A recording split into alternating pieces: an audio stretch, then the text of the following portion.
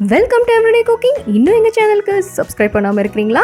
மறக்காமல் கிளிக் பண்ணுங்கள் சப்ஸ்கிரைப் பட்டனையும் பெல் ஐக்கானையும். எப்போது எங்களோட கனெக்டடாக இருங்க அண்ட் சப்ஸ்கிரிப்ஷன் ஃப்ரீ. இன்றைக்கி நம்ம அரிசி மாவில் நல்லா மொறுன்னு ரொட்டி செய்ய போகிறோம். இதை நீங்கள் ஸ்நாக்ஸாகவும் சாப்பிட்லாம், டிஃபனாகவும் சாப்பிட்லாம். நல்லா சுட சுட சாப்பிடுங்க, ரொம்ப நல்லாயிருக்கும். முதல்ல ஒரு கை நிலக்கடலையை நல்லா வறுத்தெடுத்துக்கோங்க. நல்லா வறுப்பட்டதும் ஆற விட்டுட்டு தோலை ரிமூவ் பண்ணிவிட்டு ஒன்றா ரெண்டாக தட்டி வச்சுக்கோங்க. இதை நீங்கள் மிக்சியிலையும் பொடி பண்ணலாம், இல்லைனா இஞ்சி பூண்டு தட்டுறது இருக்குது பார்த்தீங்களா, அதை வச்சு ஒன்றா ரெண்டாக தட்டி எடுத்து வச்சுக்கோங்க. இப்போ நான் ஒரு 2 கப் அரிசி மாவு எடுத்திருக்கேன். இதோட 1 இல்லைனா 2 பச்சை மிளகாய் நீங்கள் ஆட் பண்ணலாம். ரெட் கலரில் வரும் பார்த்தீங்களா அந்த பழுத்த மிளகாய், அது யூஸ் பண்ணிங்கன்னா ரொம்ப நல்லாயிருக்கும். இதோட ஒரு கை வெங்காயம் ஆட் பண்ணிக்கலாம். பொடியாக நறுக்குன்னு ஒரு மீடியம் சைஸ் பெரிய வெங்காயம் கரெக்டாக இருக்கும். இதோட கொஞ்சமாக நறுக்குன கொத்தமல்லி இலை சேர்த்துக்கலாம்.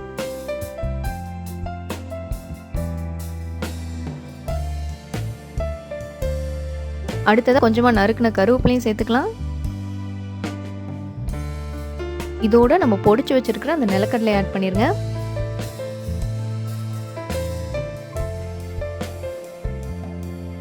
இதுக்கு தேவையான அளவு உப்பு மாவோட நல்லா கலக்கணும். ஸோ ஃபர்ஸ்ட் இதை நல்லா கலந்து விடுங்க, அதுக்கப்புறம் தண்ணி ஆட் பண்ணலாம்.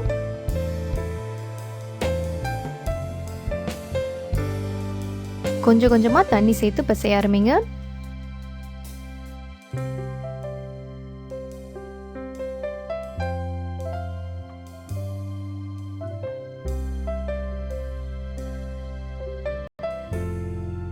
நம்ம இதை ரொட்டியாக தட்ட போகிறோம். ஸோ மாவு இந்த மாதிரி இருக்கணும். இப்போ ஒரு ஈர துணி எடுத்துக்கோங்க. நீங்கள் இதுக்கு பதிலாக வாழை இலை கூட யூஸ் பண்ணலாம். பட் வாழை இலையில் கொஞ்சம் எண்ணெய் தடவிட்டு தட்டுங்க. துணி நல்லா ஈரமாக இருக்கணும், அப்போ தான் நீங்கள் தட்டின மாவு வெளியில் வரும். இப்போ கொஞ்சமாக ஒரு உருண்டை மாவு எடுத்து நல்லா மெல்லிசாக தட்டுங்க.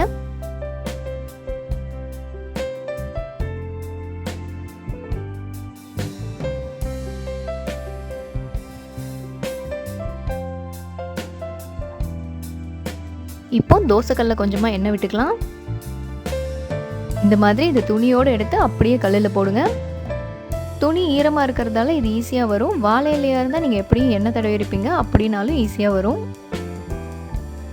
தேவையான அளவு எண்ணெய் ஊற்றிக்கோங்க. 2 பக்கமும் நல்லா திருப்பி போட்டு மொறுன்னு எடுங்க.